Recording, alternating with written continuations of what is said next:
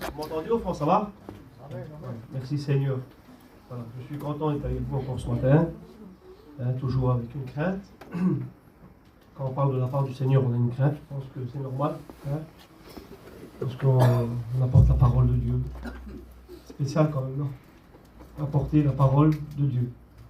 Je ne sais pas vous, pour moi c'est spécial, apporter sa parole. Donc encore, j'ai ce privilège de vous apporter la parole de Dieu, et j'aimerais vous parler, j'ai lutté entre les messages. Donc voilà, ça sera celui-là. J'aimerais vous parler, Jésus est-il le Messie attendu d'après les Écritures? Voilà. Bon, c'est un beau sujet, beaucoup de travail, et j'aimerais vous dire ça, écoutez bien, j'ai aucun mérite d'apprendre quelque chose aux anciens, parce que j'ai besoin, moi, des anciens. J'aimerais vous dire ça, j'ai contrôlé, j'ai eu le temps, plusieurs jours de travail, j'ai même appelé nos anciens, moi ça ne me dérange pas. Ça ne me dérange pas d'appeler les anciens. Ça ne me dérange pas du tout. Merci pour nos enseignants, merci pour les études. Amen. La Bible nous dit ça, tiens. Qu'as-tu que tu as reçu? Pourquoi t'en glorifies-tu? Comme si ça vient de toi. Et là, tu prends une petite pensée de l'autre, là, il a dit que c'est à lui. Vous comprenez ça? Qu'as-tu que tu as reçu comme si tu t'en glorifies-tu, comme ça vient de toi? Non. L'Éthiopien avait besoin d'un Philippe. Dans ma vie, j'ai eu besoin d'un Philippe aussi. Et peut-être pour quelques-uns, ce matin, je serai votre Philippe à vous. On va scruter les Écritures ensemble ce matin. On va voir ce que la Bible nous dit. Parce qu'il y a beaucoup de personnes, si vous voulez, en accepter le Messie, comme Jésus est le Messie. Mais il y en a beaucoup qui l'ont refusé, Jésus le Messie. Et donc, ensemble, avec les Écritures de la parole de Dieu, pas mes idées, on dit ce que la Bible dit d'ailleurs, et une vision, si vous voulez, des Juifs de l'époque. Et puis après, on verra la vision de l'Église. Je pense que c'est bien comme ça. La vision de quel est le Messie qu'attendaient les Juifs, et puis quel est le Messie attendu d'après les Écritures. Est-ce que c'est lui, Jésus, ou faudra-t-il attendre un autre? On y va? On y va l'Église? Amen. Voilà. J'ai besoin de vous, on est ensemble. On va lire, on va prendre les Écritures ensemble. Voilà, merci Seigneur. Alors j'ai pris un premier témoin, écoutez bien, qui est une personne qui a accepté Jésus comme le Messie. Un témoin pas terrible aux yeux de l'époque. Les hommes de l'époque ne prenaient pas trop compte. C'était une femme. Une vie pas trop terrible. Mais cette femme-là a reçu Jésus comme le Messie. C'est pour celui qui veut faire la lecture, écoutez bien, dans Jean 4, verset 25, c'est la femme samaritaine. La femme samaritaine. Vous connaissez l'histoire, Jésus traverse, et il dit à ses disciples d'acheter de quoi manger. Jésus, fatigué du voyage, s'assied au bord du puits, vous connaissez bien ce récit-là. Et la femme vient à midi puiser de l'eau, une discussion se fait. Jésus et puis cette femme-là, il dit, femme, donne-moi de l'eau à boire. Et cette femme dit, comment tu me demandes de l'eau à boire à moi? Tu es un juif, moi je suis une samaritaine, il n'y a pas de relation entre les juifs et les samaritains. Et puis Jésus dit, si tu me connais celui qui est en train de te demander à boire, toi-même tu l'aurais demandé à boire, et puis lui te redonner de l'eau vive. Vous connaissez le récit, on le connaît, celui-là par cœur. Et puis vous connaissez l'histoire, Jésus dévoile sa vie, on entame une discussion, et puis elle dit ça dans le verset 25. Il dit, je sais que le Messie doit venir, celui qu'on appelle le Christ. Il dit, on sait que c'est celui-là qui va venir. Et quand il vient, il va nous annoncer toutes choses. Voilà. Donc le Messie attendu d'après les Écritures, il n'y a pas que les Juifs qui l'attendent. Les Samaritains aussi. Cette femme aussi. Il dit, nous savons que le Messie va arriver. Celui qu'on appelle le Christ. Elle est juste devant lui là. Et puis donc, vous connaissez bien ce récit biblique. Jésus dévoile sa vie. Et Jésus, dans le verset 26, il dit, je le suis, moi qui te parle. Verset 28, la femme nous dit ça. Il laisse à sa cruche. Elle laisse à sa cruche. Et il court dans la ville. Et il va dire quelque chose aux gens. Dans le verset 29, il dit ça. Venez voir. Vous voyez ce petit mot là? Venez voir. J'ai rencontré quelqu'un qui a dit tout ce que j'ai fait. Serait-il pas le Messie? Venez voir. Vous voyez ce petit mot? Viens voir. Et à cause de ce petit mot, je l'ai entouré dans ma Bible. Je voulais voir, moi, Jésus, c'était le Messie. Je le sais, parce que le Saint-Esprit nous a convaincus. Vous comprenez qu'on sait que Jésus est le Messie, Par la foi, on sait qu'il est. Vous comprenez ça? Mais si quelqu'un vous pose la question, est-ce que tu peux me prouver que Jésus est le Messie? Eh bien, j'aimerais vous dire ça. Hein, un chrétien, une chrétienne, on est fondé sur les écritures de la Bible. Amen. D'accord avec ça? Amen. Hein, là, on a bâti notre vie chrétienne sur les écritures de la Bible. La Bible nous dit que le fondement de sa parole est la vérité. Amen. Jésus dit, celui qui m'aime, c'est celui qui pratique ma parole. Alléluia. La Bible nous dit ça, celui qui écoute la parole et qui ne la met pas en pratique, il est semblable à un homme, à une femme, qui regarde son état naturel dans un miroir, et puis dès qu'il s'en va, il oublie comment l'état qu'il était. La Bible nous dit ça, celui qui écoute la parole et qui la met en pratique, il est semblable à un homme qui bâtit sa maison sur le rocher. Alléluia. Nous sommes donc chrétiens et chrétiennes, Église, nous sommes des hommes et des femmes que nous construisons sur la parole de Dieu. Amen. Amen. Amen. Merci Seigneur. Donc cette femme samaritaine a reçu Jésus comme le Messie, mais David, tu dis, aidez-moi une femme samaritaine. Pas trop respecté tes pas. Pas de relation avec les Juifs. Mais voici qu'eux, ils attendent un Messie. Quel est le Messie qu'ils attendent? Ils attendent un Messie qui annonce un message. Si vous voulez, un Messie prophète. Un Messie qui vient annoncer toutes choses. C'est un Messie prophète qu'attendent les Samaritains. Et donc, j'aimerais vous donner un deuxième témoin, et puis on va rentrer dans le message, écoutez bien. Un homme qui s'appelle Philippe. Un homme plongé aussi dans les Écritures de l'Ancien Testament, parce qu'à l'époque, la Bible n'y était pas. Tout était contrôlé avec l'Ancien Testament, si vous voulez bien. Donc, Philippe, il dit qu'il a rencontré le Messie. Il a vu Jésus. Pour lui, c'est... Il dit, j'ai rencontré le Messie. Et puis, dans Jean 1, verset 45, donc, Philippe, il va rencontrer Nathanaël et lui dit, nous avons trouvé, écoutez bien, nous avons trouvé celui de qui Moïse a écrit. A écrit dans la loi. On a trouvé celui dont les prophètes ont parlé. D'accord? Donc ça veut dire qu'il connaissait des écritures, le monsieur. Hein, il a vu Jésus. Et Jésus, pour lui, c'est lui le Messie. Il dit, j'ai rencontré celui que Moïse a écrit. Et que les prophètes ont parlé. Et il le présente. Il le présente comme ça. Jésus de Nazareth, le fils de Joseph. Il ne présente pas Jésus de Nazareth, le fils de Dieu. Il le présente Jésus de Nazareth, le fils de Joseph. Ça veut dire que les Juifs, ils attendaient un Messie, mais un Messie homme. Un Messie homme, pas divin. L'attente du Messie qu'ils attendent Israël, c'est un Messie homme. D'accord avec ça? Ne restez pas sceptique, regardez bien, on y va. Nathanaël lui répond, et il dit, il peut venir de Nazareth quelque chose de bon. Il peut venir de Nazareth quelque chose de bon. Il n'y a pas d'interrogation de cette petite bourgade là. La femme samaritaine, elle dit de l'avoir rencontré. Et puis toi, tu dis que ça sort de Nazareth. Et puis alors, il y a le même message.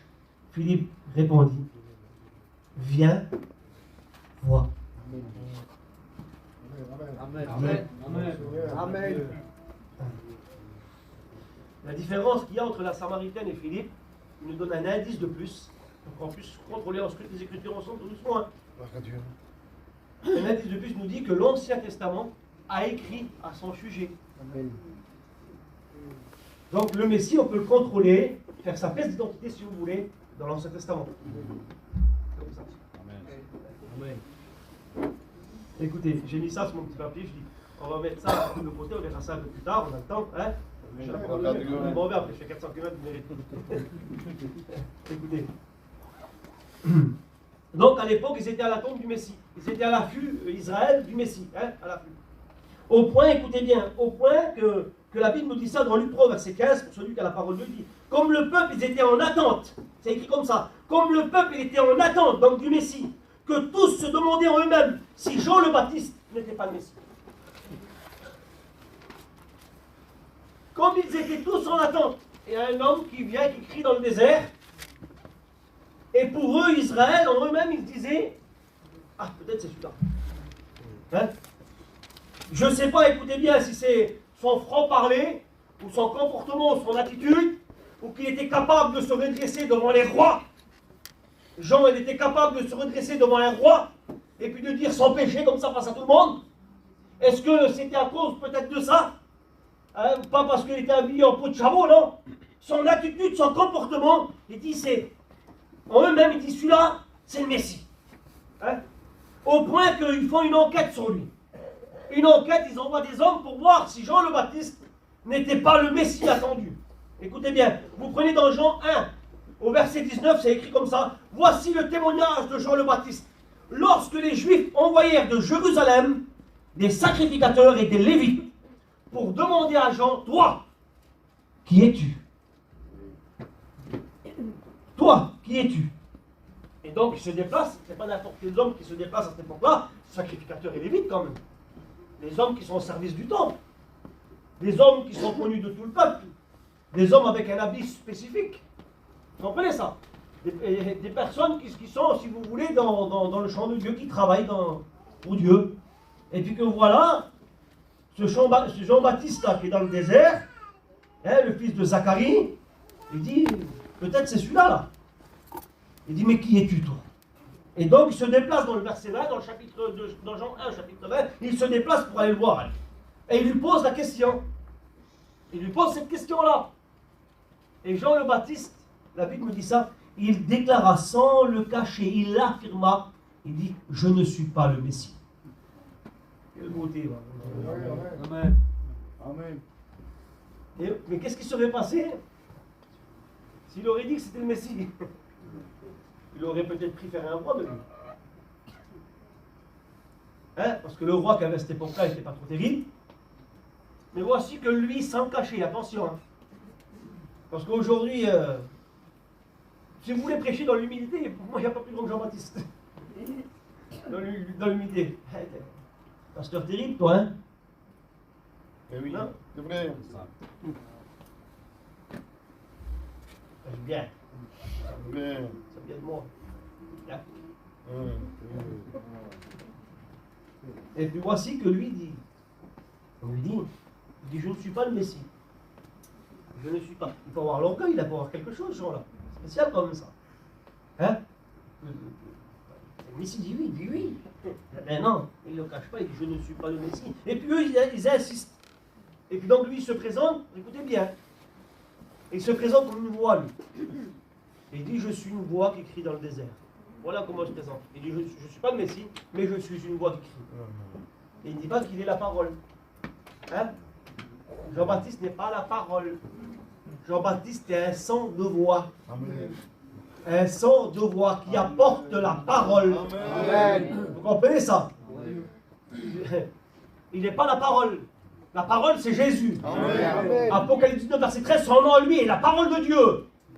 C'est lui la parole, c'est Jésus la parole de Dieu. Amen. Il est la parole faite chair. Notre son de voix, nous sommes ici pour vous apporter quelque chose. Un son de voix, un écho, mais qui apporte sa parole, alléluia. Amen. Il dit, je ne suis pas le Messie. Je suis une voix qui crie dans le désert. Une voix qui annonce la parole. Écoutez bien. Lendemain de cette discussion-là, lendemain, Jésus vient. Et il le regarde. Et quand il le regarde, la Bible dit, quand il le voit venir vers lui, il dit, voici, c'est Jean-Baptiste qui dit ça, voici l'agneau de Dieu qui ôte le péché du monde. Amen. Amen. Amen. Et puis eux, ils insistent, donc, si vous contrôlez un peu plus long, il dit, mais pourquoi baptises-tu si tu n'es pas le Messie? Ils veulent encore une autre dose. Hein? Ils veulent se redresser devant le roi, le monsieur, ça leur plaît. Hein? Ils vont voir le Messie qu'ils attendent. Amen. Donc il est reconnu par l'Esprit de Dieu sur Jésus. Hein? Et quelques temps après, j'aimerais attirer votre attention, écoutez bien, quelques temps après, Jean-Baptiste, il est en prison. Il y en a qui disent qu'il n'a jamais douté, il y en a qui disent qu'il a douté. Bon, douter ou pas douter, mais ceux que je sais à travers les Écritures, ils demandent une confirmation de plus, le monsieur. Hein? Il dit, c'est écrit. Hein? Et puis il dit ces mots-là, dans Luc 7, verset 19. Il appela 2 disciples et il envoie vers Jésus. Et c'est là que j'ai pris le thème du message. Il dit, va vers lui et demande-lui si c'est lui ou il faudra-t-il attendre un autre. Donc les 2 hommes, ils obéissent. Ils vont vers Jésus. Voilà, je viens de la part de Jean. Ouais. Alors je te pose cette question. Jésus, est-ce que c'est toi? Ou il faudra-t-il attendre un autre? Si vous contrôlez les Écritures, Jésus ne dit pas oui. Ouais. Jésus ne dit pas non. Hein. Regardez. La question est posée. Il aurait dit oui, puis il aurait parti, il m'a dit oui, non, non, non. La question est posée, verset 21. Jésus, regardez qu'est-ce qu'il fait. À l'heure même, Jésus guérit plusieurs personnes malades, d'infirmes, d'esprits malins. Il rendit la vue à plusieurs aveugles. Verset 22, écoutez bien qu'est-ce qu'il dit. Et Jésus répondit, allez rapporter à Jean ce que vous avez vu et ce que vous avez entendu. Amen. La femme samaritaine, il dit, viens, vois. Il va dévoiler, viens, vois. Philippe à Nathanaël, viens, vois. Et là, Jésus, il dit, va, ce que tu as vu et ce que tu as entendu. Donc, vous avez en fait, les deux hommes, ils font demi-tour. Je ne sais pas de quel moyen ils arrivent à discuter avec Jean-Baptiste, mais la Bible nous le dit, il parle avec Jean-Baptiste. Et puis il dit ces mots-là, donc il fait demi-tour parce qu'il pose la question. Jean, ça y est, je lui ai posé la question. Et alors, qu'est-ce qu'il a dit? Il a dit oui ou il a dit non? Ben non, il n'a pas répondu ni oui ni non. Et alors, il a dit que je te dis ce que j'ai vu et ce que j'ai entendu. Vous comprenez ça? Alors Jean, il dit, qu'est-ce que tu as vu? Dis-moi, qu'est-ce que tu as entendu, Baroudel? Et alors il dit ces mots-là. Des aveugles voient, des boiteux marchent, des lépreux sont purifiés, des sourds entendent, des morts ressuscitent, et la bonne nouvelle est annoncée aux pauvres. Quelle beauté, Baroudel. Merci Seigneur, sa grâce. J'aimerais vous dire ça. Dans Jean 5, au verset 36, la Bible nous dit, les œuvres de Jésus témoignent de lui. Ses œuvres témoignent de lui. Parce qu'entre l'Ancien Testament et le Nouveau Testament, il y a eu 400 ans de silence. Dieu travaillait dans l'ombre. On appelle ça le silence de Dieu. Les hommes de l'époque, les hommes religieux de l'époque, et puis ils étaient capables d'annoncer les miracles des prophètes de l'Ancien Testament. Mais voici, tout à coup, une étoile apparaît dans le ciel. Un homme qui est né à Bethléem, Ephrata. Hein? Et puis voici qu'il grandit à Nazareth. Et voici que ces miracles de Jésus, écoutez bien, ça s'appelle des miracles messianiques. Des miracles prophétiques. Est-ce que vous comprenez ça? Au point que dans Jean 3, Nicodème, il est interpellé des miracles qu'il fait Jésus. Il se déplace de nuit. Il n'est pas encore capable d'aller de jour, lui, avec son propre autorité à cause de la religion de l'époque. Il voit Jésus de nuit. Il voit de nuit un petit rendez-vous avec Jésus de nuit. En tête à tête, face à face. Et quand il le voit, et puis il dit, Rabbi, il l'appelle Rabbi. Rabbi, nous savons que Dieu est avec toi. Personne ne peut faire les miracles que tu fais si Dieu n'est pas avec toi. Une discussion se fait. Bref, vous connaissez, c'est la discussion de la nouvelle naissance. Le plus beau message. Mais écoutez bien, donc je reste sur le thème parce que j'aimerais rentrer dans le centre du message, la vision des Juifs de l'époque. Et puis voici que les miracles de Jésus, donc c'est des miracles messianiques. Ils connaissaient Jean-Baptiste, le prophète, Ésaïe 61, verset 1, je crois qu'ils ne connaissaient pas, quand il dit « L'Esprit du Seigneur est sur moi, car il m'a oint pour annoncer une bonne nouvelle aux malheureux. » C'est les Écritures, ça, dans l'Ancien Testament, ça. Ils connaissent ça. Mais voici que le rejet a été fait. Un rejet a été fait. Jésus est venu. Il est venu de les greffer. Jésus est venu pour greffer les hommes. Jésus est venu nous donner un cœur nouveau, un esprit nouveau. Amen. Une greffe. Mais voici que le rejet a été fait pour Israël. Un rejet a été fait. Les hommes politiques de l'époque l'ont rejeté dans Marc 14. Un peuple tout entier, Jésus comme le Messie. Un peuple tout entier. Matthieu 27, verset 20, les principaux sacrificateurs et les anciens persuadaient le peuple de choisir Barabbas et de faire périr Jésus. Et puis voici que Pilate lui prend la parole, il dit, mais je fais quoi avec Jésus, cet homme qu'on appelle le Messie? Il dit, eh bien crucifiez-le. Donc un peuple tout entier l'ont refusé. Hein? Écoutez, qu'est-ce qu'il nous dit? Les deux disciples au chemin d'Emmaüs. Les deux disciples au chemin d'Emmaüs, pour vous donner ce texte dans le contexte, Jésus est mort, Jésus est enseveli, 3 jours après il est ressuscité, et puis là il se trouve au chemin d'Emmaüs. Et les personnes de l'époque, les hommes de l'époque ne le reconnaissent pas. Il est dans le chemin d'Emmaüs, le verset que je vais vous lire là. Et puis il marche avec eux, et il dit, pourquoi vous êtes si tristes? Et puis les deux hommes, il prend la parole, il dit, mais comment, il y a que toi, tu n'es pas venu séjourner en Jérusalem? Tu ne sais pas qu'est-ce qui s'est passé? Il y a un homme qui est mort là à Jérusalem. Ah oui. Et il dit, nous espérons que c'était lui qui libérait Israël. Et croyez, nous espérons que c'était lui, celui qui est mort là-bas. On croyait que c'était lui qu'il allait libérer Israël. Donc vous voyez que le peuple d'Israël, ils attendent un Messie que pour eux. Un Messie que pour eux. Parce qu'on croyait que c'était lui qu'il allait libérer le peuple d'Israël. Mais voici, ça veut dire 3 jours, ça chose va passer. Vous comprenez ça?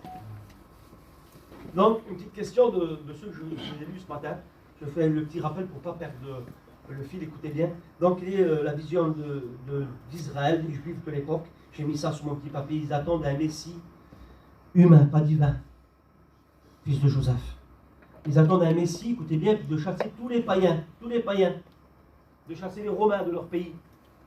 Ils attendent un Messie, écoutez bien, qui rétablit tous les Juifs de la diaspora, tous les Juifs qui sont dispersés de revenir dans leur pays. Ils attendent un Messie libérateur et glorieux. Ils attendent un Messie chef de guerre. Chef de guerre. Ils attendent un Messie, écoutez bien, avec un royaume terrestre, une nation pour Israël. Voilà le Messie qu'ils attendent. Au point que je vais vous donner une preuve quand même importante. Dans Marc 10 au verset 35, il nous dit ça. Les 2 fils de Zébédée, ils vont vers Jésus. Il y a même dans notre évangile, il y a la mère qui se met dedans avec aussi, donc ils sont 3. Il y a la mère et ses deux fils. Vous trouvez ça dans Marc 10, verset 35, pour celui qui a la parole de Dieu. Et puis il vient, et puis il pose cette question, il dit, Seigneur, nous voulons que tu fasses pour nous ce qu'on va te demander là. Et Jésus dit, vas-y, dis, qu'est-ce que tu veux que je te fasse? Ben, il dit, quand tu seras dans ton règne, quand tu seras dans ta gloire, tu as nommé que l'un sera à gauche et l'autre sera à droite. Des personnes, de faire ça spirituellement parlant, ils disent oui, c'est une place dans le ciel. Non, c'est pas une place dans le ciel. Là. Eux, ils attendent un Messie libérateur pour Israël, un royaume Israël. Vous comprenez ça? Il dit un l'autre à droite et l'autre que tu seras à gauche quand tu seras dans ton règne. Hein? Quand tu vas établir ton royaume. Mais qu'est-ce qu'il dit Jésus sur eux? Il dit, vous ne savez même pas ce que vous demandez. Je ne sais même pas ce que vous demandez. Mais tu pourras boire la coupe que je vais boire. Il y a un autre plan derrière tout ça. Il y a un autre plan derrière tout ça. Écoutez bien. J'accélère. L'heure passe très très vite, excusez-moi. Donc je continue toujours avec Israël et que je termine là. Ils attendaient, si vous voulez, un Messie façon David. Hein? Et puis ils peuvent s'appuyer sur des prophéties bibliques, ils peuvent s'appuyer sur des écritures historiques. Hein? Dans 2 Samuel 7, verset 16, le prophète Nathan dit à David, ta maison et ton règne sera pour toujours assuré, et ton trône sera pour toujours affermi. Le greffe, ça vient du prophète là. Donc c'est pour nous ça. Parce que vous comprenez ça, il peut dire ça. Hein? Donc un Messie façon roi. D'autres, ils attendaient, écoutez bien, un Messie façon sacrificateur. Parce qu'il dit dans le psaume 110, verset 4, l'Éternel a juré, il ne reviendra pas sur sa décision, tu es sacrificateur pour toujours, selon l'ordre de Melchisedec. Donc certains avaient cette vision d'attendre un Messie sacrificateur. Écoutez bien. D'autres, un Messie prophète, dans Deutéronome 18, verset 15, il dit, je vous enverrai un prophète comme moi. D'autres, ils attendaient cette vision. Et puis nous, l'Église, le Saint-Esprit dans nos cœurs, on connaît nous bien. On sait qu'est-ce que c'est veut dire. Non? Vous ne comprenez pas? Si? Ça va l'Église? On y va ensemble? Amen. Allez. Écoutez. Il y avait des promesses bibliques. Je vais passer sur les promesses bibliques. Et je comprends mieux, écoutez bien. Je comprends mieux. Parce qu'ils attendaient un Messie roi, un Messie prophète, un Messie sacrificateur. Hein, ils aimaient le comportement de Jean-Baptiste. Eh oui, il se redresse devant les rois. Donc je comprends mieux le comportement de Pierre à Gethsémane. Hein, je comprends mieux. Parce que quand le corps d'armée vient, il y a un homme qui s'appelle Malchus, il fait quoi, Pierre? Il prend le couteau, il dit là, il va établir son royaume, même, monsieur. Et puis il coupe l'oreille droite de Malchus. Le Seigneur, il l'arrête. Il dit, remets ton épée dans le fourreau, là. Tu ne veux pas que je bois la coupe que le Père m'a donnée à boire? Pierre, il est désarmé. Écoutez bien, écoutez. Pierre, il est désarmé. Pierre, il ne comprend plus rien. Le grand Pierre, avec une autorité, ne comprend plus rien. Il suit Jésus de loin, monsieur. Il ne savait pas de quelle façon il va se déclencher. Je connaissais les récits de l'Ancien Testament, les messieurs là, les livres historiques, les connaissaient. Que le petit Gédéon, là, il cache une petite cruche, là, il a été libéré. Que Samson, avec une mâchoire d'âne, il a tué 1000 hommes. Est-ce que vous comprenez ça que je suis en train de vous dire? Alors il ne sait pas de quelle façon va se déclencher, mais le Messie va se déclencher là. Il va se déclencher le Messie. Et puis il l'attend, il le suit de loin, lui. Il le suit de loin, il est désarmé. Qui est ce Messie? Qui est ce Messie là? Qui est ce Messie? J'aimerais te dire ça. Dieu, je rentre maintenant dans une autre vision. Dieu, il n'a pas donné un Messie en gloire, ce n'était pas encore le moment. Je viens dit que ce n'était pas encore le moment. Ouais. Le Messie, royaume, le Messie, ce n'est pas encore le moment. Dieu, il a donné un Messie souffrant. Voilà le Messie attendu d'après les Écritures. Le Messie qui est attendu d'après les Écritures, le véritable Messie, c'est un Messie souffrant. N'était pas encore, la gloire n'est pas encore arrivée, ça va arriver bientôt, on va le connaître ensemble. Mais le Messie qui est venu naître là, à Bethléem, c'est le Messie souffrant, écoutez bien. La preuve que j'aimerais vous donner, les prophètes de l'Ancien Testament ne sont pas trompés. Hein. Si les hommes de l'époque de Jésus dans son humanité, les hommes sont trompés, laissez-moi vous dire que les hommes de l'Ancien Testament ne sont pas trompés. En fait, c'était en décalage des prophéties bibliques.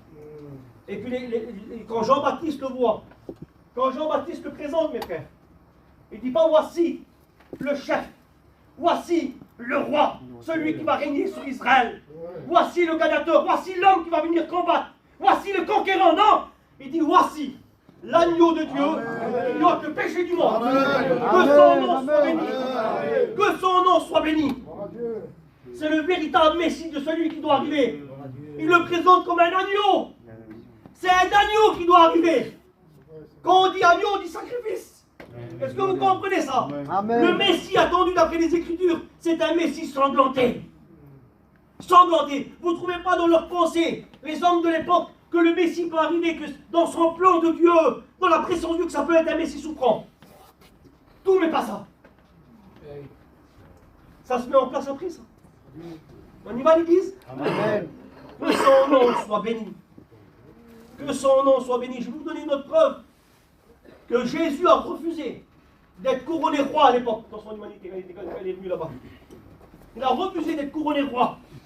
Dans Jean 6 au verset 15, après la multiplication des pains, juste après la multiplication des pains, il s'est écrit comme ça, Jésus, il sache de venir vers lui, de l'enlever, pour le faire de lui roi. Il sait quand il y a eu la multiplication des pains, ils ont dit on va choisir notre roi. La Bible nous dit que Jésus, il va dans les montagnes. Il dit, là, il n'a pas voulu être couronné roi, mais David, alors ça veut dire Jésus se contredit. Jésus n'est pas roi. Qu'est-ce qu'il a dit à Ponce Pilate alors? Es-tu roi? Jésus a dit, tu le suis, tu l'as dit. Donc là, il dit qu'il ne veut pas être couronné roi, mais là-bas, il dit qu'il est roi. Est-ce que Jésus se contredit? J'aimerais vous dire que Jésus ne se contredit pas, lui. Amen. Jésus ne se contredit pas. C'est la vision qui n'est pas la même. La vision messianique et la vision de son royaume n'est pas la même. J'aimerais vous dire ça, écoutez bien. J'ai posé deux questions que je vais vous répondre. Alors, j'ai mis ça, je dis quelle sorte de royaume et pour qui il est? Quelle sorte de Messie et quelle est sa fonction? Et j'aimerais te le dire. Les Juifs, ils attendaient un royaume terrestre. Jésus est venu apporter un royaume céleste. Amen. Il dit, mon royaume n'est pas de ce monde. Amen. Amen. Hey, écoutez bien, les Juifs de l'époque, ils attendaient une nation terrestre. Jésus est venu apporter une nation céleste, spirituelle et universelle. Amen. Voilà la nation qui est venue. Nous sommes une nation. Est-ce que vous comprenez? Mais David, il y a les deux promesses à l'époque d'Abraham. Vous connaissez quand Dieu parle à Abraham dans Genèse 12 au verset 2, il dit de toi Abraham, de toi, je ferai une nation. Ça c'est Israël. Ça c'est pour Israël. De toi Abraham, je ferai une nation. Et la nation est sortie à l'époque de l'esclavage d'Égypte. Quand le peuple d'Israël était esclavage d'Égypte, c'est une nation tout entière qui est sortie. Elle a été confirmée en 1948 avec David Ben Gurion dans la guerre de 6 jours. Est-ce que vous comprenez? De toi Abraham, je fais une nation, de toi Abraham. Mais il dit de toi Abraham, je bénirai toutes les familles de la terre. Et là c'est concerné Jésus pour nous. Amen. Toutes les nations de la terre. Amen. Le Messie qui doit arriver, celui qui doit arriver d'après la parole de Dieu, c'est un Messie universel. Amen. Alléluia. Et David, ça veut dire quoi, Messie? Ça veut dire quoi, Messie? Jésus-Christ, Yeshua Mashiach, ou Jesus Christos, ça veut dire quoi? Ça veut dire quoi? Parce que Jésus-Christ, Christ, c'est pas son nom de famille. Hein. Encore, je vous le dis. Jésus-Christ, c'est pas son nom de famille. C'est comme si tu dis Jean le Baptiste, c'est pas son nom de famille. Hein. C'est Jean et sa fonction. Baptiseur. Jésus-Christ, c'est Jésus et sa fonction. Mais ça veut dire quoi? Ça veut dire celui qui a reçu l'onction. David, c'est quoi l'onction alors? L'onction, écoutez bien, dans l'Ancien Testament, c'est loin une personne d'huile. Imbibé d'huile. Mais pour une fonction. Tu ne seras pas imbibé d'huile. Tu ne seras pas imbibé d'huile parce qu'il y a des personnes peut-être qui veulent exercer des fonctions sans onction. C'est impossible. C'est vrai. Impossible. Il faut d'abord avoir l'onction. Après, tu exerces la fonction. S'il n'y a pas au préalable l'onction, tu n'exerces pas fonction. Je fais une petite parenthèse, je connais une personne, moi, dans une église, c'était, je ne dis pas le nom, une personne qui donnait la Sainte Seine, qui passait la Sainte Seine. Mais voici que son témoignage a été touché. Donc le pasteur de l'église était obligé de le déplacer. Parce que son témoignage était touché. Donc il a été déplacé. Il a dit, si tu m'enlèves ma fonction, je quitte l'église. Donc ça veut dire, le monsieur, il ne cherchait pas l'onction, lui. Il n'aimait plus sa fonction, là. Est-ce que vous comprenez? Merci Seigneur pour la fonction, mes frères et sœurs. Mais bien plus encore, je devrais avoir l'onction. Amen. J'aimerais vous choquer personne et puis je parle avec mon cœur, écoutez bien. Merci Seigneur, Dieu dans des grâces m'a fait des grâces. Il m'a appelé à le servir. Mais écoutez bien, il y a mon salut qui passe en haut de mon ministère. Amen. En haut de mon ministère. Je préfère avoir l'onction qu'avoir une fonction. Avoir une fonction sans lui, je n'en veux pas. Amen. Est-ce que vous comprenez? Tout ce que je peux, je vais le faire avec lui. Que son nom soit béni. Je disais dans la prière ce matin, Seigneur, tu es avec moi pour la prédication. On est ensemble. Parce que la Bible nous dit qu'il travaille avec nous. Amen. Il travaille avec nous. Par venir, il est avec nous, il travaille avec nous. Et dis-moi, quand je suis fatigué, lui, il est parti. Il travaille avec nous. Donc, moi, une personne d'onction, vous trouvez dans la Bible, vous ne trouvez pas une personne qui exerce une fonction s'il n'a pas reçu au préalable une onction. Écoutez bien, les rois de l'époque, pour que tu puisses exercer le roi, il fallait d'abord l'onction. Et après, tu exerçais ta fonction du royaume. Saül, David, Saül une fiole, ou un roi, David une corne, fait par un prophète. Roi, il n'y a pas de souci. Donc on a vu que la fonction, l'onction doit être d'abord l'onction, et puis après, roi. Onction pour être roi.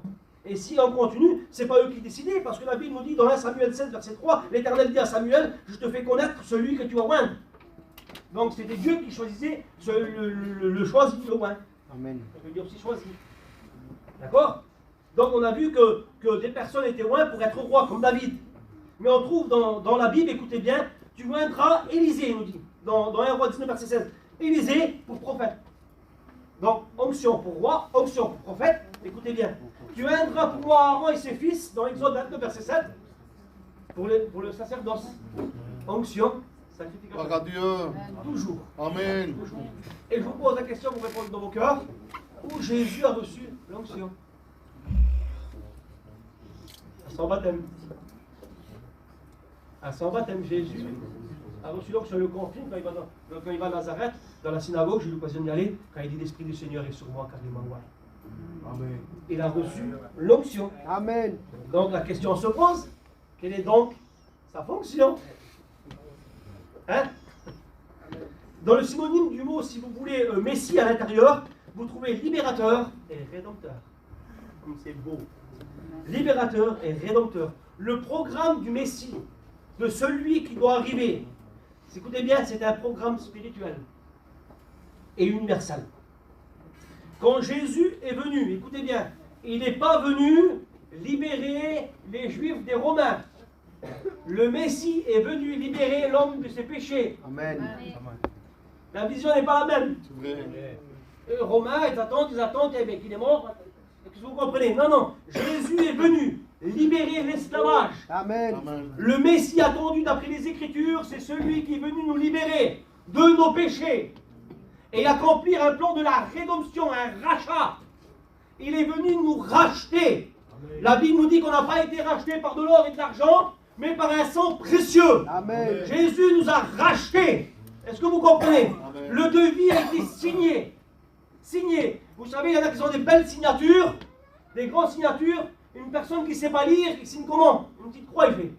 C'est une signature d'un illettré. J'aimerais te dire, Jésus n'avait pas la grande signature, mais à la croix, il a signé. Amen. Il a signé pour nous. Le transfert, il s'est fait. Et puis, il a fait un cri qu'on appelle le tetelestai. Pour trouver le tetelestai dans le grec, tu es obligé de le conjuguer au parfait, sinon tu ne le trouves pas dedans. C'est testéo. Et le mot tetelestai, c'est une acte que tu ne répètes pas. Et l'expression tetelestai, c'est que la dette a été entièrement payée. Gloire à Dieu. Amen. Amen. Alléluia. Jésus est venu, le Messie est venu. Écoutez bien, il est venu sauver le peuple de ses péchés. Jésus, le Messie, est venu chercher, sauver celui qui est perdu. Le Messie est venu, pas appeler les justes, mais appeler le pécheur. Écoutez bien, j'aimerais te dire ça. Jésus n'était pas en guerre avec les Romains. Jésus n'était pas en guerre avec les Romains, comme certains juifs le disent, oui, la guerre. Jésus n'était pas en guerre avec les Romains. Écoutez bien, je vais vous donner quelques preuves. Jésus est béni le serviteur du Saint romain. Pas en guerre avec les Romains, lui. Une autre preuve, il bénit la femme syrophénicienne. Elle était grecque. Hein? Avec des petites miettes. Vous voyez ça? Écoutez bien, Jésus n'était pas en guerre avec les Romains. J'aimerais te dire ça, il était même d'accord de payer le tribut à César. Mais, écoutez bien, qu'est-ce qu'il nous dit dans 1 Jean 3, verset 8. Le Fils de Dieu, le Messie, est venu détruire les œuvres du diable. Normalement, là-dedans, là, on doit faire un bout. Jésus est venu détruire les œuvres du diable. Les œuvres du diable, ceux qu'il avait contre toi, là, il est venu le détruire à lui. Est-ce que tu comprends ça? Écoutez bien. À quel moment Pierre reconnaît Jésus qui est le Messie? À quel moment? Ça se trouve dans Marc 8, verset 27, c'est à Césarée de Philippe. C'est là-bas qu'il dit tant que je suis. Là-bas, il le reconnaît qu'il est le Messie. Écoutez. C'est là-bas qu'il le reconnaît. Et dès qu'il le reconnaît, il dit tu es le Christ, le Fils de Dieu, je te reconnais, tu es le Messie, je te reconnais, c'est toi le Messie. Il le reconnaît, c'est là-bas qu'il le reconnaît, à Césarée de Philippe.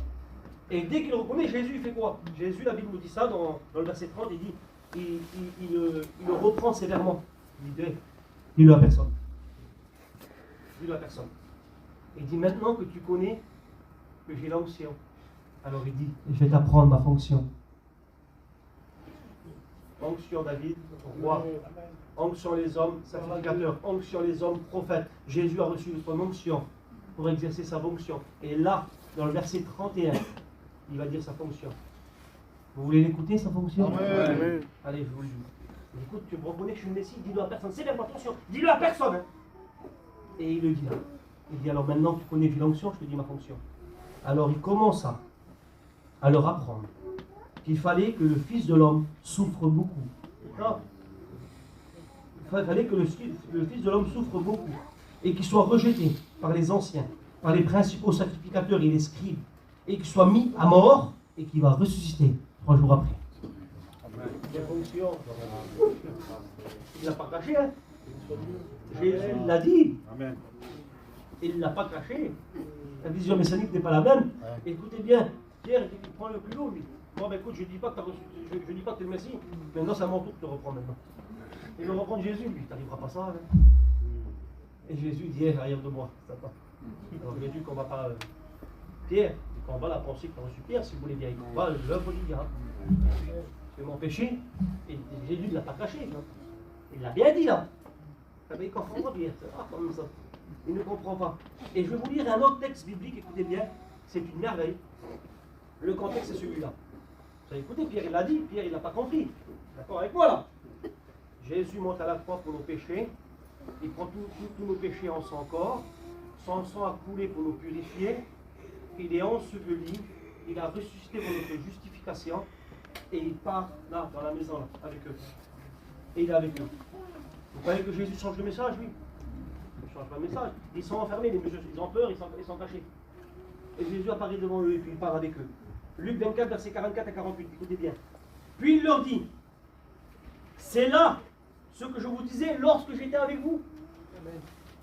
Et vous l'avez déjà dit. Lorsque j'étais avec vous. Écoutez écoutez bien, il fallait que s'accomplisse tout ce que les Écritures de moi, la loi de Moïse, les prophètes et dans les psaumes. Ça, c'est un beau verset. Hein. Il est en train de dire, mais ça accomplit tout ce qui était écrit, tous les prophètes, tous les prophéties de la Bible. Donc, moi, je les ai accomplis. C'est là que j'étais avec vous, je vous l'ai dit qu'il fallait que je meure. Je vous les ai dit que 3 jours après, je vais ressusciter. Je t'ai bien dit. Eux, ils ne comprennent pas. Et dans le verset 45, j'aime ce verset, écoutez bien. Alors, c'est écrit comme ça, alors, il leur ouvrit leur esprit afin de comprendre les Écritures. Amen. Que Dieu fasse ouvre notre esprit afin qu'on puisse comprendre les Écritures. Amen. De ne pas mélanger tout. De ne pas mélanger tout. Je ne veux pas ouvrir une porte, écoutez bien, on en reste là. J'aimerais vous dire ça. Il ouvre leur esprit. Et dans le verset 46, il leur dit ça. Ainsi, il est écrit que le Christ donc devait mourir, souffrir, mourir et ressusciter 3 jours après. Et de suite, il y avait un message qui en découle. Donc de suite, ce n'est pas les religions qui devaient se déclencher. Après sa mort et sa résurrection, il y a un message. Et le message, c'est celui-là. Verset 47. La repentance et le pardon des péchés et de se réfléchir. Amen, ça. C'est ce qu'on vit, l'Église. C'est ce que j'ai fait hier. Parce que Jésus est mort, ressuscité. Le roi du temple s'est déchiré, les murs de la séparation tombés, on attend dans sa présence. Je suis moi-même. Écoutez bien, moi-même. Nous-mêmes, nous sommes le temple du Saint-Esprit. Tu n'as pas besoin d'aller à un mur de lamentation et puis pleurer devant. Regarde-toi dans une glace, tu dis moi, je suis le temple du Saint-Esprit. Amen. Hein? Gloire à Dieu. Enfin, de temps en temps, laisser la chikina déclencher en nous là. Hein? Retiens. C'est vrai. Ça s'allume un petit peu. Écoutez bien, et c'est là que j'aimerais attirer votre attention. Donc il dit que le Christ devait souffrir, mourir, la repentance, le pardon des péchés sera prêché pour toutes les nations. C'est écrit comme ça, pour toutes les nations, commençons d'abord à Jérusalem, verset 48. Vous êtes mes témoins. Vous êtes mes témoins. Amen. C'est quoi un témoin? Un témoin, c'est celui qui a vu et qui a entendu. Amen. Ça ne change pas, hein? Ça ne change pas. Gloire à Dieu. Celui qui a vu et celui qui a entendu. J'aimerais vous dire ça, je suis témoin. David, je suis témoin que Jésus est vivant. Gloire à Dieu. Je suis témoin. Comment ça, David, t'es témoin? Oui. Je suis témoin même de sa mort et sa résurrection. Comment tu le sais? Parce que j'ai été crucifié avec lui. Amen. J'ai été enseveli avec lui. J'ai sorti du tombeau avec lui. Est-ce que vous comprenez? Gloire à Dieu. On est témoin. Quand vous témoignez ceux qu'on était morts. C'est vrai. Et aujourd'hui, nous sommes vivants. Donc, il ouvre leur esprit pour comprendre les Écritures. Vous donnez quelques minutes et je termine. Écoutez bien. Donc, j'ai pris quelques prophéties dans cet testament. J'ai pris le temps de chercher quelques prophéties, quelques écrits, parce que vous n'avez pas le Nouveau Testament, vous avez que l'Ancien Testament. Et puis, il nous dit ça. Le Messie de l'Ancien Testament, il faut qu'il naisse d'une femme, si vous voulez, d'une jeune fille, d'une jeune femme, qui n'a pas connu d'homme, excusez-moi pour les anciens. Donc, c'est écrit dans Isaïe 7, verset 14. C'est ça qu'on dit ça. Hein? La prophétie dans Michée 5, verset 2, il nous dit même son lieu de naissance, que le Messie doit être à Bethléem Ephrata. Vous savez qu'est-ce qui naissait là-bas à Bethléem Ephrata? J'ai eu l'occasion d'y aller. À Bethléem Ephrata, c'est là-bas qu'il y avait des petits agneaux qui naissaient. Mais pas n'importe quel agneau. Les agneaux qui étaient emmaillotés, qui étaient destinés d'aller au sacrificateur. Destinés d'aller directement au temple. Ils traversaient la porte des brebis, direct. Ben, Jésus est né avec ces agneaux-là. Ça veut dire que ça veut dire? Et c'est souffrant. Écoutez bien.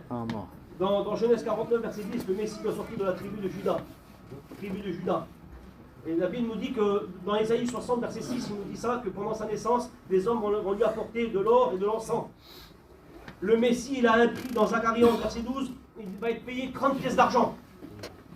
La Bible nous dit que cet argent-là, dans Zacharie 11, verset 13, il va être jeté dans le temple. La Bible nous dit dans Zacharie 13, verset 7, que Jésus va être abandonné. La Bible nous dit ça, écoutez bien, dans Ésaïe 50, verset 6, ils vont cracher à son visage. La Bible nous dit dans Ésaïe 53, verset 5, il a été frappé pour nos péchés.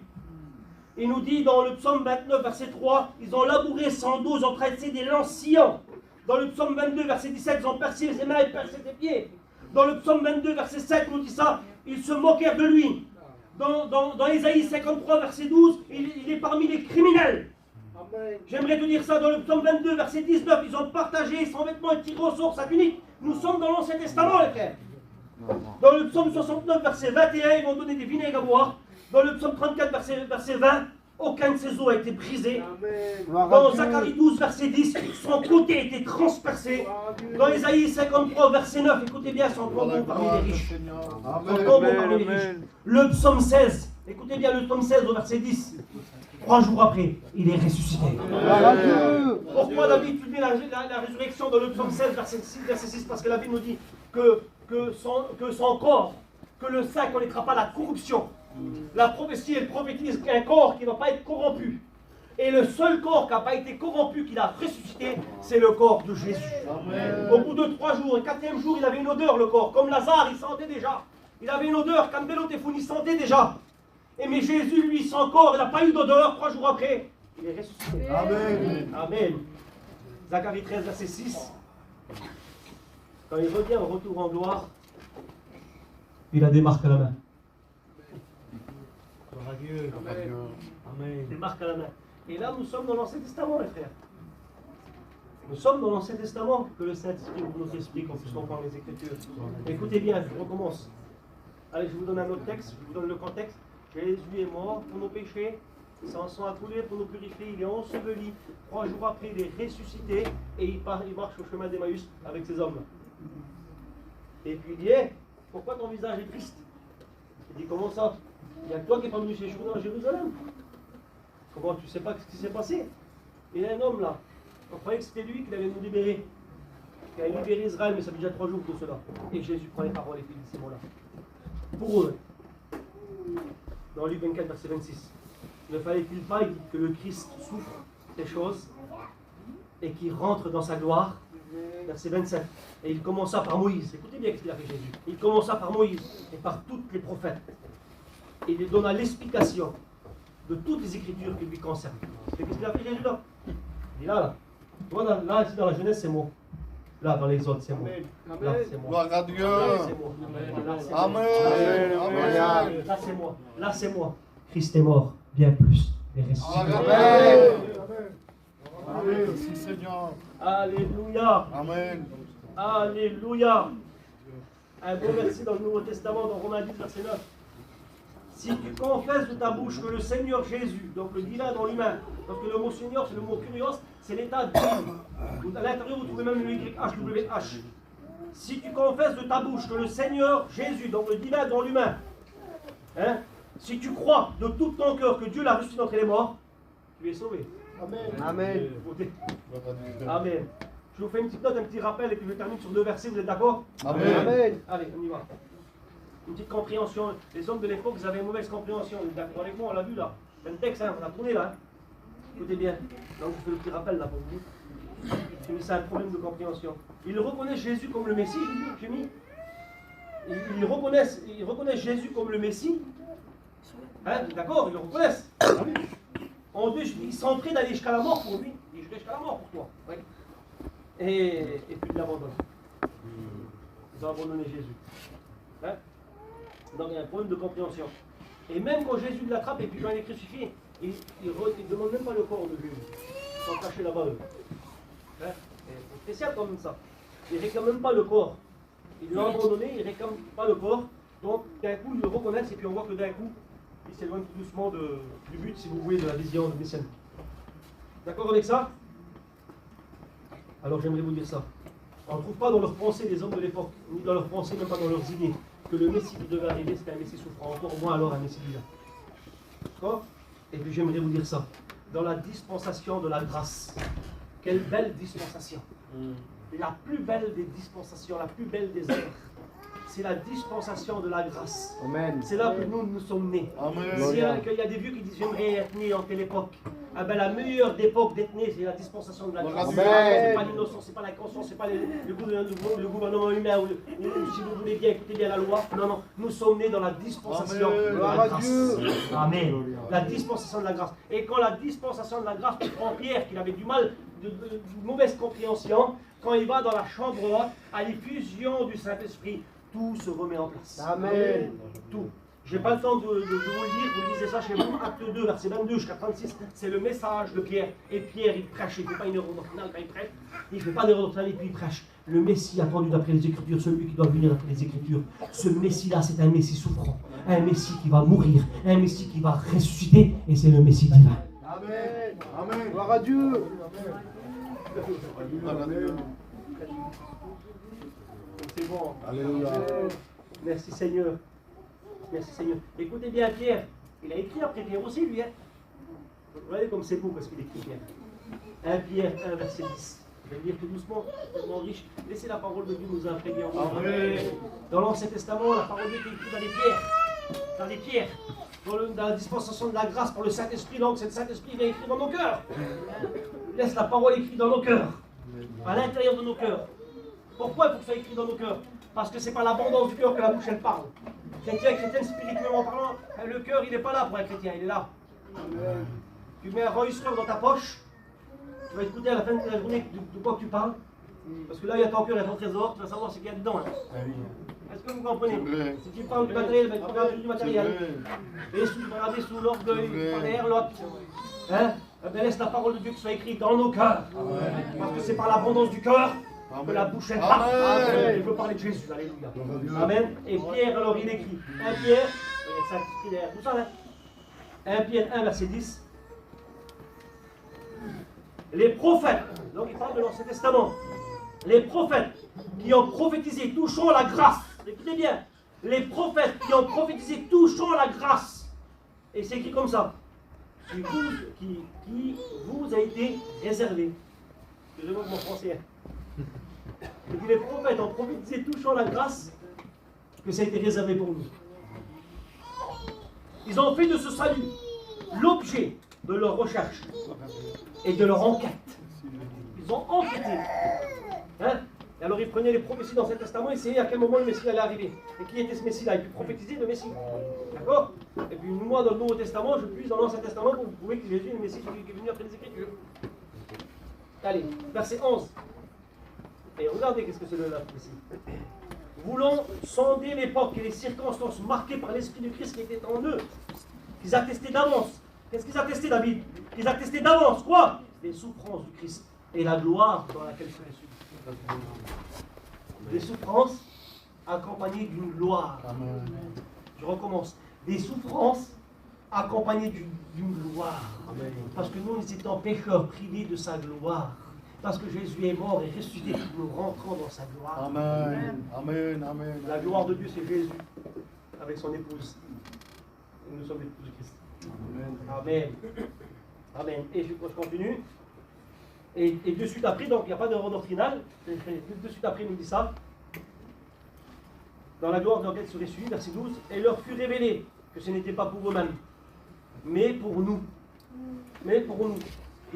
Que nous sommes les dispensateurs de ces choses. Et là, c'est quand ça continue, que vous annoncez maintenant ceux que vous ont prêché l'évangile par le Saint-Esprit envoyé du ciel. Accompagné de quoi? À travers la mort et la résurrection, il y a accompagné un message. Accompagner ce message avec le Saint-Esprit qui est envoyé du ciel. Que les anges désirent de plonger le regard dans les évangiles. Les anges, ce n'est pas pour eux, c'est pour nous. Amen. Amen. Je termine là. C'est bon? Excusez-moi les anciens. Bon, oui. Écoutez bien. Je termine là-dessus. On commence de la Genèse à l'Apocalypse. Il y a un fil conducteur, vous le trouvez partout. Partout. Le Messie souffrant partout. Je vous donne une prophétie, la première des prophéties. La postérité de la femme. Il crasera le talent, Satan. Il te crasera la tête, pardon. Mais lui, il sera blessé au talon. Écoutez bien. Si la tête du serpent est écrasée, que le venin est rentré dans le corps, c'est-à-dire la personne, il meurt.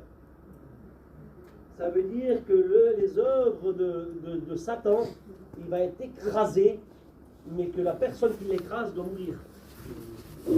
La tête écrasée. J'aimerais te dire ça. Satan, il a la tête écrasée. Amen. Il peut juste te faire peur. Il a la tête écrasée. Amen. Tu dis oui, mais en miettes. Qu'est-ce qui te met en miettes? Il a la tête écrasée. Amen. Nous sommes plus que victoires. Nous sommes plus que victorieux. Nous avons triomphé par celui qui nous fortifie, il s'appelle Jésus. Amen. Jésus a écrasé sa tête. Amen. Et où la tête de Satan a été écrasée? Elle a été écrasée au mont Golgotha. Amen. Au lieu du crâne. Sa tête a été écrasée. Est-ce que vous comprenez ça? Amen. Et puis il est mort. Amen. Amen. Amen. Écoutez bien, je termine. Donc, et puis si vous continuez comme ça, vous trouvez Abraham donne son fils, mais c'est souffrant. Vous continuez pour faire le bateau. Noé, il a tué je ne sais pas combien d'arbres pour faire le bateau, l'image du Messie souffrant. Et vous continuez, il fallait tourner 7 fois, il crie, les murs tombent, brisés. C'est Jésus qui a été brisé pour nous. Vous continuez, vous cherchez comme ça, vous trouvez le Messie souffrant partout. Le rocher, par le rocher, il frappe à le rocher, de l'eau sort. C'est Jésus, Messie souffrant. Et vous continuez, vous trouvez partout. L'Exode, l'agneau qui devait être immolé pour la libération, le Messie souffrant. Allez-y, continuez, vous cherchez, vous allez trouver. Parce que la Bible nous dit toute l'écriture lui concerne. Amen. Et puis l'apôtre Paul il savait le dire quand il dit je veux rien savoir de plus. Rien parmi vous, rien de plus que Jésus crucifié. Là, vous êtes devant quoi là? Amen. Devant quoi nous sommes devant le Messie souffrant. Que son nom soit béni. Amen. Dans Jean 5, dans l'Apocalypse 5, il y a un Jean qui se fait ravir. Et puis voici qu'il voit un livre écrit en dedans et en dehors avec 7 sceaux. Et puis dedans il y a un ange qui se décrit, un ange puissant se m'écrit fort. Il dit qui est digne? Qui est digne? Voilà le cri. Qui est digne d'ouvrir ce livre et de remplir les sceaux? Et l'ange un message, on découle le message, c'est celui-là. Il n'y a personne. Personne n'est trouvé digne. Il n'y en a pas qui est trouvé digne. Dans le ciel et sur la terre, personne. La Bible nous dit que Jean se met à pleurer. Il se met à pleurer. Mais la Bible nous dit qu'il y a un vieillard dedans. Un vieillard qui dit ne pleure pas. Ne pleure pas. Le lion de la tribu de Juda, il est venu pour vaincre. Amen. Il est venu pour vaincre. Et quand il regarde quoi? Mes frères, qu'est-ce qu'il va regarder? Qu'est-ce qu'il regarde? Un agneau, comme s'il était immolé. Un agneau, comme s'il était immolé. Immolé. Sanglanté, un agneau sanglanté mais vivant. Amen. Il est venu pour vaincre. Et j'aimerais vous dire ça. Et je termine si vous prenez Apocalypse 19, verset 11. Pour le retour en gloire. Parce qu'on va connaître dans les mondes d'église. Le Seigneur est venu nous chercher. Il y a 7 ans qui passent sur la terre. Et puis on redescend. On redescend. D'accord avec ça? On redescend. J'ai été dans la vallée de Jezreel. Il y a les 4 rois dans la Bible qui vont mettre les 4 nations en guerre mondiale. Et qui va être arrêté par la venue du Messie. Celui qui avait les prophéties, là, celui qui disait en gloire. Oui, il va venir. Mais nous, on sera avec lui. Comprenez ça? Il va traverser la vallée de Jezreel. La guerre, il va s'arrêter. Écoutez bien, il va mettre les pieds sur le mont des Oliviers. Et puis il va montrer quelque chose, le Messie. Qu'est-ce qu'il va montrer? C'est bien versé. Amen. Mais c'est souffrant. Conversion d'Israël. Écoutez bien, la nouvelle Jérusalem va descendre du ciel. Là que la porte dorée fermée par Suleiman le Magnifique va éclater. Et on va régner avec lui. Que son nom soit béni. Et j'aimerais vous dire ça. Ça me tarde. Ça me tarde. Nous sommes, écoutez bien, nous sommes sur un gouvernement humain. Et c'est dur. Mais là, on va être sur un gouvernement divin. Et on sera avec lui. Alléluia. Que son nom soit béni. J'aimerais vous dire ça. Christ, Jésus-Christ, est bien le Messie attendu d'après les Écritures. Eux, ils attendent un Messie qui vient. Nous, l'Église, nous attendons un Messie qui revient. Amen. Amen. C'est bon? On ferme les yeux. Seigneur.